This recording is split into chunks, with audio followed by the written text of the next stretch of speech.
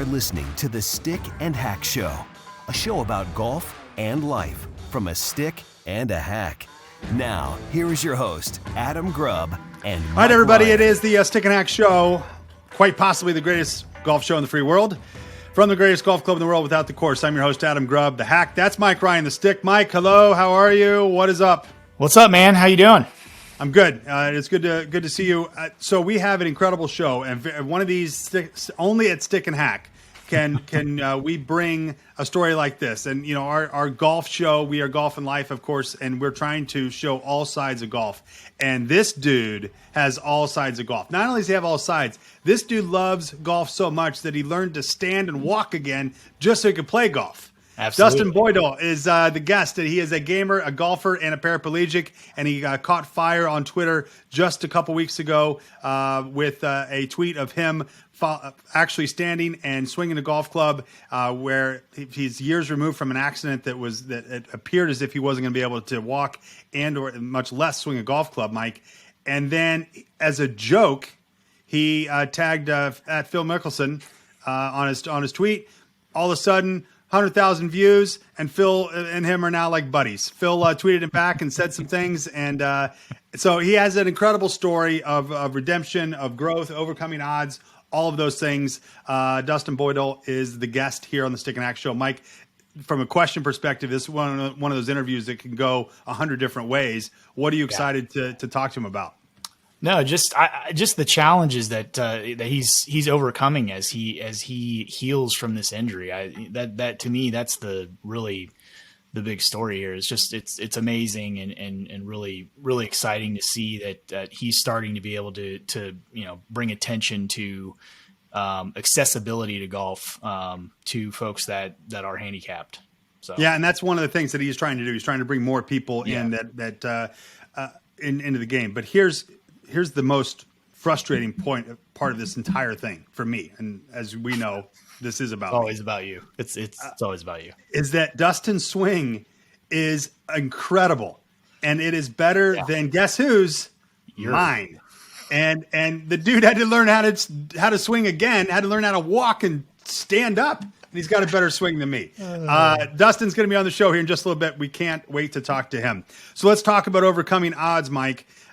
This is one of these that, from a story perspective, you hear them all the time of people that are overcoming obstacles, not just for their careers, but in sport. And we've picked several here that I think really articulate those that love their sport so much and love the passion and the excitement that their sport brings them, that despite anything, they were going to overcome them. Bethany Hamilton. Hamilton took up surfing from a young age and excelled on the waves long before being attacked by a tiger shark at age 13 in 2003. The attack cost Hamilton her arm, but her passion and bravery remained. Now, she entered the water again just 1 month later with a custom board, and after changing her surf style to surf with just one arm, she entered and won professional competitions. Just 1 year after the accident, in 2004, Hamilton won the NSSA national competition in Australia, winning it again the next year in the United States.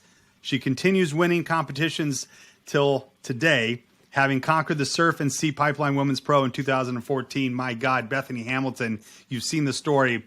Yeah. That is overcoming odds. Jim Abbott, does that name sound familiar, Mike? He does. Absolutely. Jim is nowadays considered as one of the best pitchers in baseball history. But his career became more impressive if you acknowledge that he was born without his right hand. He's a pitcher with no right hand. An excellent quarterback in high school, and although he could have had an easier career in football, Jim wanted to play baseball. Even though most people would tell him it was quite unlikely for a kid that was missing an actual right hand and a disability to become a pitcher in a game that involves playing, throwing, catching with both hands. Jim said, no, I love baseball. I'm gonna do it.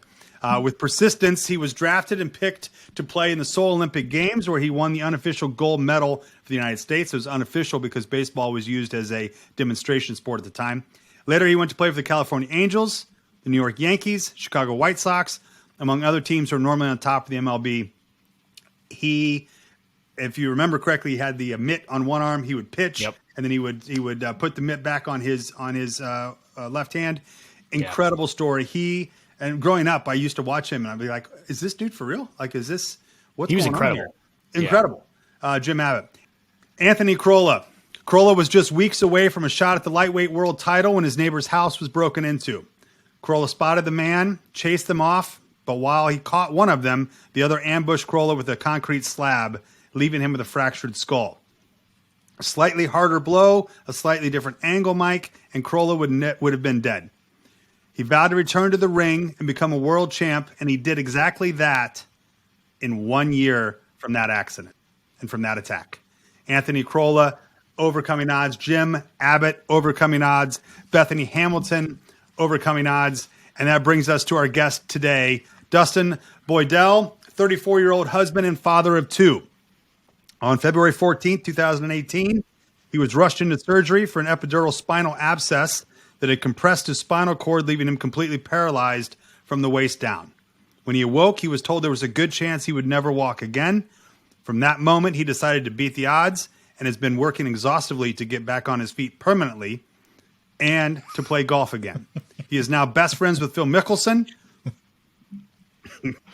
and he is now on the Stick and Hack Show. Dustin, welcome in to the show. Sir, how are you? I'm good. Thanks for having me. So do I have that right? You and Phil hanging out now? Oh, absolutely. Yeah. No, we're very tight. No, he hasn't responded to any tweets since, so I think it was a one-shot deal. Well, did you move into stage 5 clinger there pretty quickly, all right? Oh, as soon as Phil you back, you start going hard. Hey, let's play golf, Phil. Yeah. I mean, you gotta strike while the iron's hot, right? So, Mike, have you seen the tweet that Absolutely. really caught fire? Everyone talks about viral Absolutely. content. Yeah, for You sure. created something just to show, hey, look what I'm doing, right? It was to showcase, and you can see it on Twitter. Obviously, you can follow him, Dustin Boydell, and on Stick and Hack. But you just had a video of you swinging a golf club with a little bit of help, a little bit of support, where 3 years ago you might not walk again. You sure as hell weren't going to swing a golf club again. Your world kind of caved in on you. Mm-hmm. And now here you are tweeting out you swinging a golf club and getting hundreds of thousands of views. What are you up to now? I think on Twitter it hit on my tweet alone it hit almost 320,000 views, and then the PGA Tour actually featured me on all of their main socials, and their Facebook post hit 500,000 views as well. So through all of the different social media posts and different shares and things, we're probably at 1 million views now. Well, I can't promise you Stick and Hack's going to do much past that. But it is a pleasure to have you on the show. Your story is obviously amazing and inspirational. How surprised were you by the reaction that the world gave you, the golf world, as well as many others, and, of course, the Phil connection? Explain that and what your thoughts were right after that. I was it was just a regular day, a regular post. You know, for the last 3 years, I've used social media to keep friends and family updated on big milestones and big gains in my recovery. So when I posted that one, it was just, you know, when I was a teenager, Phil was one of my heroes, watching him go head to head against Tiger and through those heydays of his first major victories and those sort of things. And so being a left-handed golfer myself, not a lot of left-handed golfers on tour, there was always that connection to Phil, just because he was the lefty who shined on tour. And so when I posted the tweet, I was like, oh, I'll tag Phil in it just for shits and giggles. And, you know, like anyone tags a celebrity, you know, they're never going to respond or anything. And then suddenly about 12 hours later, it popped up that he liked both of my tweets, like the initial tweet and a reply, and then suddenly he commented, and then out of nowhere my phone just exploded. And I'd never experienced anything like that before in my life. And it just kept going and going and going, and then it was PGA, and then I had different people reaching out, yourselves. Yeah, it's Stick and Hack. You guys reached out. a golf ball company, Sugar Golf Balls, reached out offering to send me some golf balls. Member perk partner, by the way, of Stick and Hack. Perfect. So there you go. Yeah. Connections all over the place. Yep. So did you tell your wife and be like, hey, I'm a celebrity now. I'll talk to you in a couple of days. I got to go on a media tour. I said to her, I said, something weird is happening. My phone's kind of going crazy, and Phil Mickelson commented and liked my tweet, and she's like, who's Phil Mickelson? Oh. So I had to explain to her, I'm like, well, he's probably one of, if not the greatest left-handed golfer in the world or ever. And she goes, oh, that's cool. And then suddenly my close friends who are on Twitter were like, hey, have you seen this on PGA? Like, this is you. And they're like, this is crazy. And yeah, it just kind of escalated from there. Dustin, how difficult has the journey been I'm just thinking about regaining your balance and get to a place where you feel like you can swing a golf club again. That's just amazing to me. It's been a extremely difficult physical journey and even a difficult mental journey. The first year of my recovery, I was extremely weak. I tried to swing a golf club one-handed by standing with an arm crutch. I had ankle braces and everything, and when I swung, I almost hit the dirt. I topped the ball, just made awful contact, and it was very disheartening. Because at the time, I knew there was no way I was going to be able to afford a para golfer to be an adaptive golfer. So I kind of just put the clubs away and didn't even think about it for another almost 2 years, and just continued working as hard as I could, and eventually was finally able to start swinging the club and felt confident enough to bring it into my physio and ask them if they would be interested in helping me out. And when it got to the point where we were able to swing a full swing, we took a video right away, and that was my first full swing, or I guess second full swing since my injury in almost 4 years. So the tweet was your second full swing in 4 years? Yes. Well, that's disheartening. Well, you put it into perspective. I was a 2 handicap when I was 18 years old. Okay. So it's not like it's completely out of nowhere. There is some muscle memory there. But yeah, it was a shock to a lot of us how smooth it went, and how I was able to recover my balance after the follow through, and even push through on a bit of a follow through and get a hip rotation, because I'm still hindered from the waist down. My quads are great, but my glutes, my hamstrings, my ankles, my calves, they're all still in a weakened state, maybe about between anywhere from 65% to 80% of full use. So you are, walk us through the recovery process and where you are today when you got the news in February, three years ago, to today.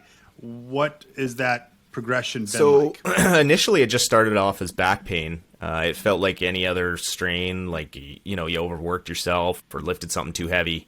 And then it started to escalate. So I was playing in a hockey tournament, ice hockey tournament, and I played through the first game after going to a chiropractor to get some relief on the pressure.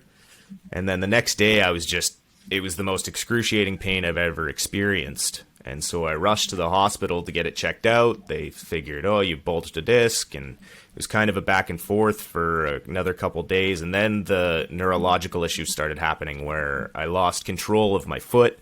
It just dropped out on me, and I was like, that is not normal. And that's when things started to get a little bit scary. So we went to a different hospital for another opinion. They did a CT. That's when they found the abscess. The next day they did an MRI and said, we're going to have to rush you into surgery. There was a bit of a ball drop in communication. The paralysis was setting in, but that wasn't properly communicated, and I ended up waiting an extra 24 hours for surgery, which caused more of the paralysis to be permanent. Wow. Had they done surgery right away, there's a chance I could have been maybe 2 or 3 months and been back to 100%. Because this wasn't an actual impact trauma or devastating injury. I actually had a staph infection in my blood, is what they found was the cause. So when they did the emergency surgery, they removed the abscess, removed the pressure. I woke up from surgery, and they said, there's a good chance you may never walk again because the paralysis has been permanently set in from the waist down. So there was a a very dark moment through those first couple days. But then as I woke up in the hospital, in the recovery ward, and slowly started doing the rehab, they were giving me some positive feedback. And just 2 days later, I could rotate my right leg about 10 degrees side to side, and they were shocked. Absolutely shocked that anything was showing signs of recovery. So then we went into a rehab hospital right away and spent 3 months there. And I told them the day I went in, I wanted to walk out of there. And they kind of laughed at me. But they promised to work as hard as I was willing to work. We worked very, very hard. They basically trained me to live in a wheelchair when I left, but we still worked on walking. And the day I was discharged, I took my first 10 steps with a two-wheeled walker. And that was a huge accomplishment for me, because I said I was going to do something and I actually did it, and I was already beating the odds. And so that just kind of paved the way for the rest of the recovery. That first year was pretty tough because I was in a wheelchair for 90% of it. I could walk short distances with arm crutches and leg braces. And then through intense physio, I was going 4 days a week. That first year, we got out of the wheelchair, walking with canes. We got rid of the ankle braces, which all textbooks said I would never be able to do. And now I'm at the point where I'm walking with a single point cane.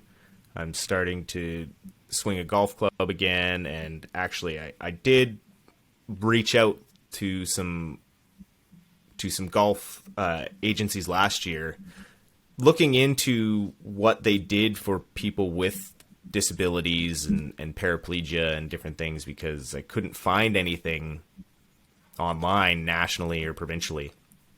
And that was kind of disheartening and put me back another year. But this year, I had a different fire under me this year. I was finally ready to push myself. I felt safe enough that I was going to be able to go out on a course, not really hold anyone back, and not be a detriment to the course or to myself. Because myself, for the safety, swinging a golf club is it's not an easy motion on your body, even for an able-bodied person. It's a lot of torque and things. So I didn't even know if my back that's been surgically repaired or my muscles were going to be strong enough to swing standing. But yeah, so we're kind of where we're at today.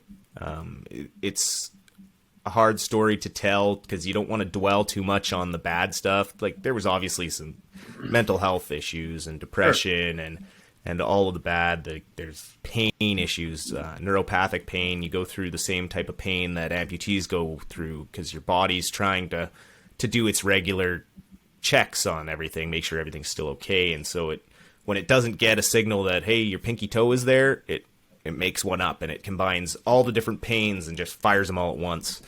And you can go hours, days just in bed, tears rolling down your face. You can't even move. It's the most intense pain you've ever experienced. But well, Dustin, you touched on it a second ago.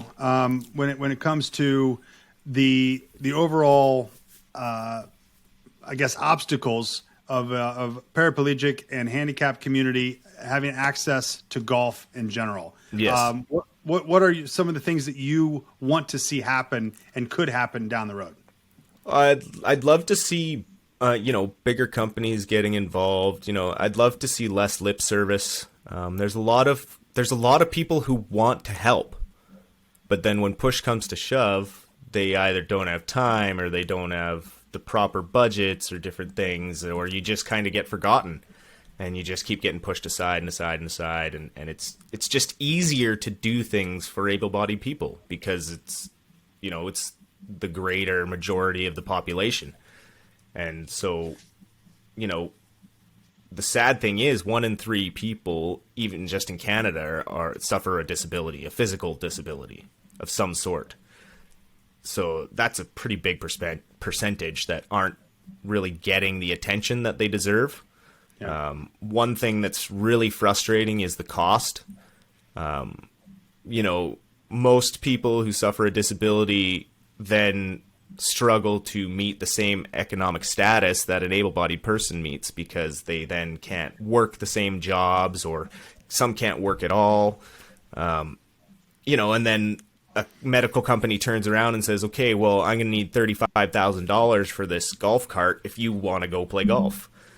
And it's like, well, that doesn't seem fair. I just paid $10,000 for a wheelchair to push myself around in. And, the costs are just insane. As soon as you put medical equipment on it, or assistive equipment, or adaptive equipment, it's almost criminal how much they expect to charge some of these people, especially people who may not have insurance coverage or extended healthcare coverage and things. They just expect people to be out of pocket with this, and right off the bat, you go into a mental depression of, I'll never be able to afford that. They don't care about me at all, and then you try to look for programs and support, and there just isn't any. They have some programs in big cities, but then as soon as you start to get outside of those big cities, it becomes less and less, and it's like, well, there's a coffee meetup with some other people in wheelchairs that you can go see, and it's like, okay, so we're all just going to sit around like we always do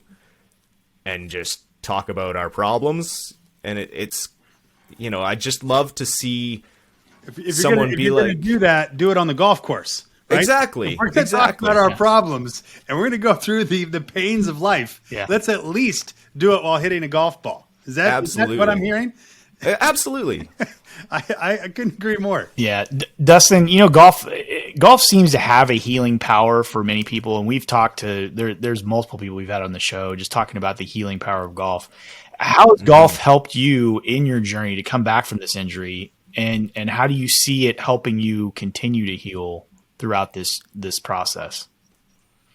Well, for one, just the mental motivation to get there has been huge for me. It's been my favorite sport since I was 9 years old.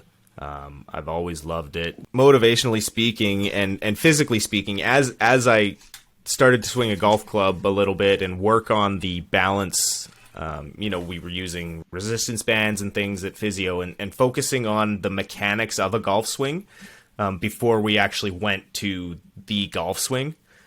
And just the mechanics were almost a full body workout. They were great to get some responses out of my ankles and my calf muscles, because you need so much lower body transition and the transition of weight shifting, utilizing the muscle memory that I already had from before my injury was allowing my brain to almost reconnect some pathways easier and actually show more response in my ankles and my calf muscles and different things once we started doing those exercises.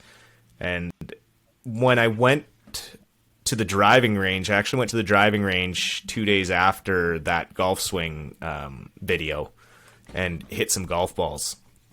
And I was extremely surprised and pleasantly surprised at how well I was hitting the ball. But I could feel the muscles in my legs almost responding more immediately, more so than I've felt in the last 3 years, just because it's a similar or a familiar feeling.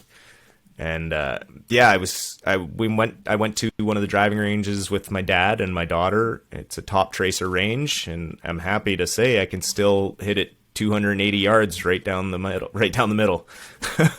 And that should make Adam feel good. Nobody cares. It was I almost felt bad. Yeah, you should.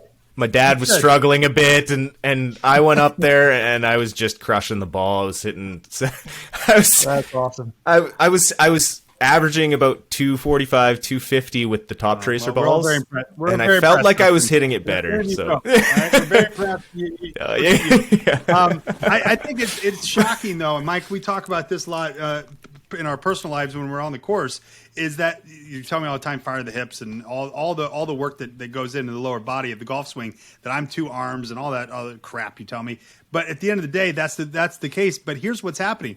Dustin's game is not, and his healing power is not just mentally that he can be out there and can do the thing that he loves. It's physically, it is healing itself because of what he's doing, and it's because of golf. And as a lifelong golfer, and I mean, we have an entire brand around golf. That's exciting to hear. Mike, can you even fathom that on your side? Do you understand what he's saying and how that could happen? Yeah, absolutely. Like everything that he's talking about makes total sense to me, just from the fact that if you're concentrating on the golf swing, and I'm sure having already had that basis prior and having been a golfer before, some of that muscle memory, and then actually just trying to get back into swinging a golf club, I can totally see how that would be an excellent exercise for the lower body. And just being able to, you don't realize like how much when you're, every day and you've been playing golf for so long, you forget how much you're using your lower body. But then if you just stop and think about it, there's so much going on with the lower body, with balance and your core and just trying to keep yourself over the golf ball, that I see how that totally could be an amazing way to exercise the lower body and start to get those muscles to fire again. So, Dustin, we appreciate your time and your energy and your passion and your excitement. We want to help. How can Stick and Hack? How can we help you in your journey to bring awareness to spinal injuries, of course, but making golf more accessible to those? Is there, and what can someone do immediately to try to help get that word out? It's just keep spreading the word that there are disabled golfers out there. We are out there. It is expensive. Golf is an expensive sport. We need to get some of these corporations to be like, okay, we need to get a paragolfer at, 75% of the golf courses in North America, so that if there's someone in a city that's paralyzed, they can go to the course, rent the paragolfer, and go play a round of golf. It shouldn't be too much to ask for a golf course to pay for one paragolfer when they have 30 power carts for, people who just don't want to walk the course. That's a great point, right? Man. Golf is 18 holes. You can walk. Like, I walked the course my whole life. That's one of the greatest things about golf is you can get the exercise. It's low impact. If you can play it till the day you die. I see guys out there 75 years old pulling a little pull cart, and they're walking, playing 18 holes, and then you see a 20-year-old out there in a power cart bombing around because he doesn't want to walk.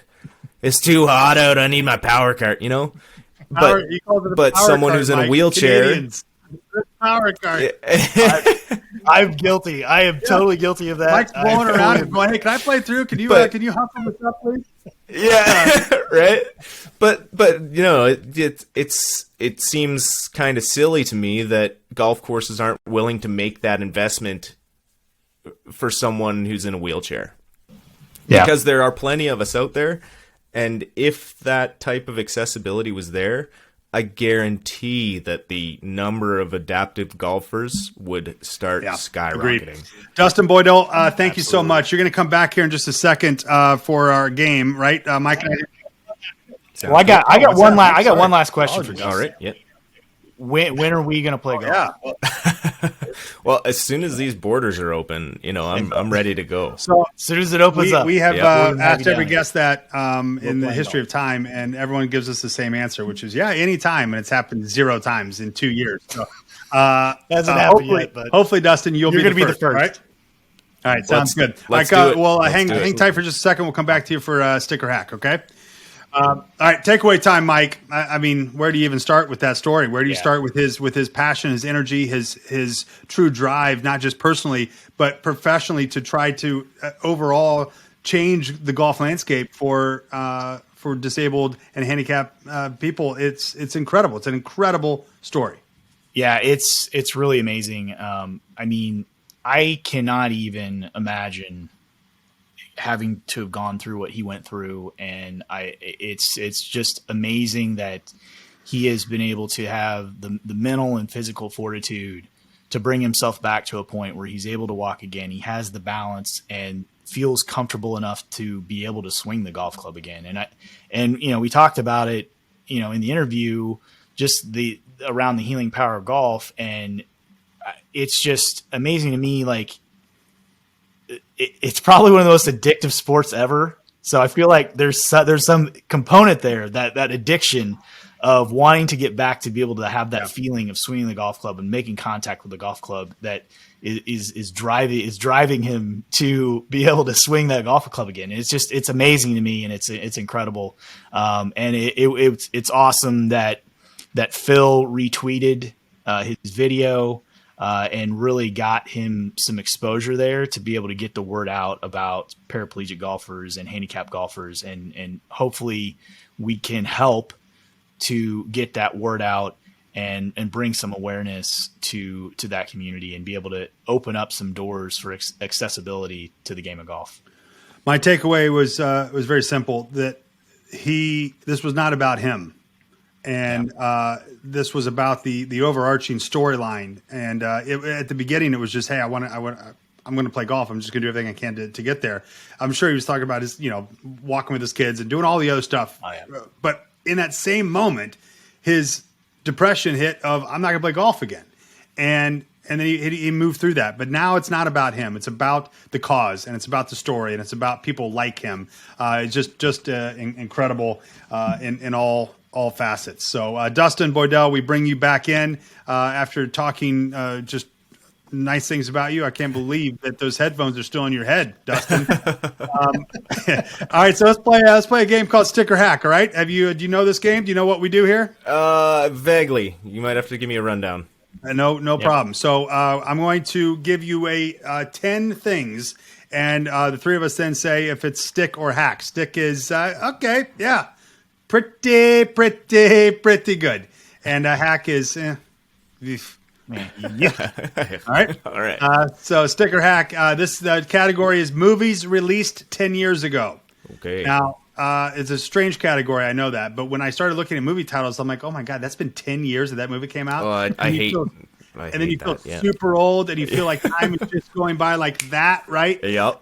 And somebody, I read something the other day that people today talk about the 90s like people in the 90s talked about the 60s. Okay? So think about that. And it's mind-boggling. So 10 years ago, these movies were released, and so it's stick or hack, and we'll start, we'll go guest, Mike, and myself. Moneyball. Right. Stick or hack? Stick. Absolutely. Stick. Just go with it. Ooh, hack. I don't even think I know that movie. Adam Sandler and what's her name? Brooklyn Decker, right? Yeah, Brooklyn Decker. Yeah. Yeah, hack. Yeah, hack. No. Bridesmaids. It's a stick, I guess. Ooh, I'm going with stick. I'm going with stick. Not even a question. I'm a big fan of that movie. Yeah, not even an instant stick. What? Yeah. Why the hesitation, Dustin? I don't know. It was probably just the time of my life. I was kind of, I don't know. I didn't find it funny at the time. I find it funnier now. So it's a stick now. Okay. When 10 years ago, I found it a hack. Way to crawl yourself out of that hole. The Three Musketeers. I don't think I saw that one. No, so nobody really hack. Yeah, we can actually move on. Yeah, I didn't see it either. They did a Three Musketeers movie 10 years ago? 10 years ago. Three Musketeers. The Lincoln Lawyer. Hack. Yeah, hack. Not his best work. No. Yeah. I got to go stick. For some reason, I really enjoy that movie. I knew you would say this on the stick. Just when I saw it on the list, I was like, "He's a pretty." I just think it's. I mean, it's the same role, right? That he's played. Matthew McConaughey plays all the time. He's just this cool kind of. Yeah, and it led to him being Lincoln's spokesperson. So I mean, there you go. Yeah, that's a good point. Yeah. Midnight in Paris. Stick. I'll go stick. I'm gonna go hack just because it's Woody Allen and. Well, fair enough. Yeah. I know. Yeah. Our boys had some issues. Slightly. Mission Impossible Ghost Protocol. Stick or hack. Movies released 10 years ago. Stick. Stick. Yeah, I had to go back because there's 127 of them. I couldn't remember. This is the one. Yeah, they're all stick for me. But I think I'll go stick as well. Limitless. Hack. I'll go hack. Oh, that one man. is a little far-fetched. I couldn't disagree with the two of you more. And your reaction, Dustin, is offensive. Sorry. Limitless is fantastic. Don't apologize. Do not apologize. Great TV show too. It is that movie was 10 years ago. You know what? I wasn't exactly. They still haven't come up with the pill. I'm shocked. It's 10 years. That would help a lot of people. A lot of our problems will be solved. All right, no strings attached. Hack. I can't even remember what this movie was. It was stupid Ashton Kutcher, so that should tell you enough what you need to know. Hack them. Yeah, exactly. I honestly don't. If I saw it, I don't remember it. Was that Mila Kunis? No, that was Natalie Portman. Yeah, Natalie Portman and Mila Kunis and Justin Timberlake were the other one. That was basically the same storyline. 5 years later, just whatever it was called. Right, I think it was called Friends with Benefits. That's it was. Look at me, huh? Look at you, movie file. I love teenage rom-coms. All right, last sticker hack here for a movie released 10 years ago, The Adjustment Bureau. That was a hack. Oh man, I'm sadly going to say this is stick just because I don't know why I enjoyed that movie. I love that movie. Stick. It was so weird, but it was. I might need to watch it again. You remember the premise? Yeah, it was Matt Damon, right? And he goes in. And, I can't believe it. This will be the last time you're on the show, Dustin. Good luck. I hope it all works out for you. There you go, everybody. Dustin Boydell. What a great guest. What a great show. Mike, thank you so much. This is the Stick and Hack Show, quite possibly the greatest golf show in the world from the greatest golf club in the world without the course. Mike, proud of you. Dustin, proud of you. You guys have a great one. Thanks for listening. Thank you so much. Proud of you, buddy. Peace out, guys. Have a good one. Okay, we're done. This has been the Stick and Hack Show. Go to stickandhack.com to become a free member of the world's greatest golf club without the course.